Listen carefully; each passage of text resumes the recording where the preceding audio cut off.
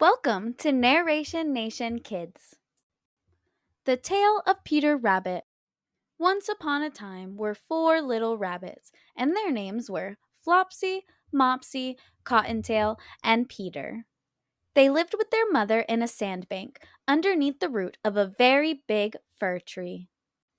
"Now, my readers," said old Mrs. Rabbit one morning, "you may go into the fields or down the lane, but don't go into Mr. McGregor's garden. Your father had an accident there. He was put in a pie by Mrs. McGregor.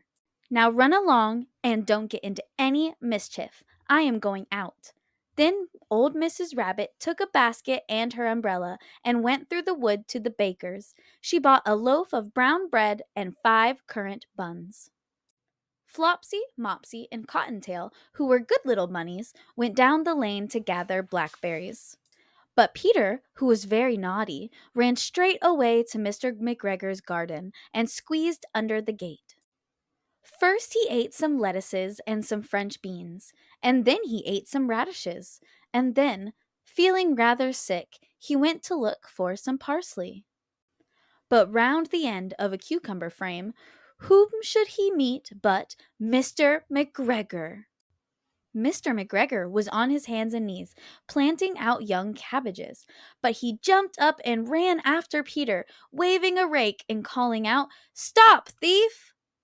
Peter was most dreadfully frightened. He rushed all over the garden, for he had forgotten the way back to the gate. He lost one of his shoes among the cabbages, and the other shoe amongst the potatoes.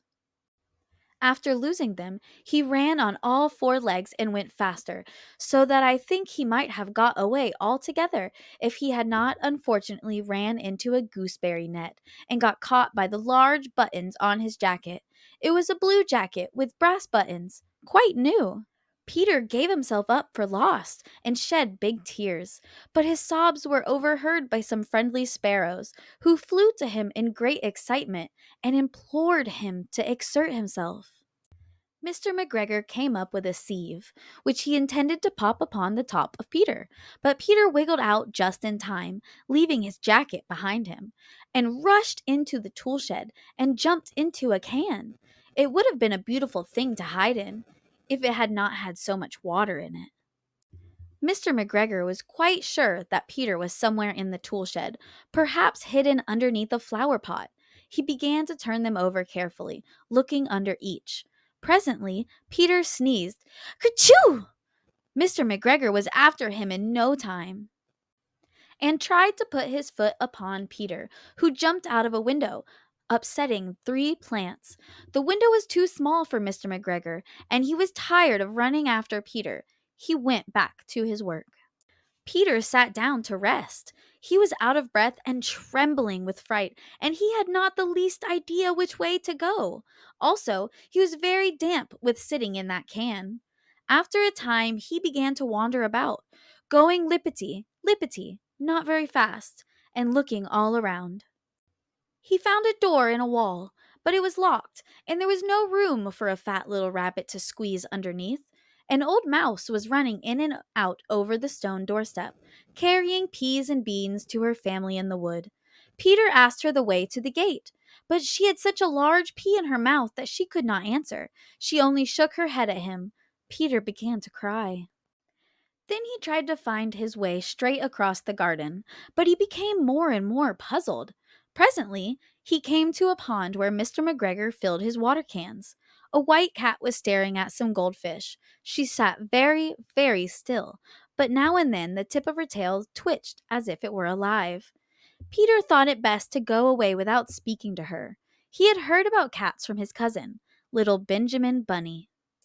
He went back towards the tool shed, but suddenly, quite close to him, he heard the noise of a hoe. Scritch, scritch, scratch, scratch, scritch. Peter scuttled underneath the bushes, but presently, as nothing happened, he came out and climbed upon the wood barrel and peeped out.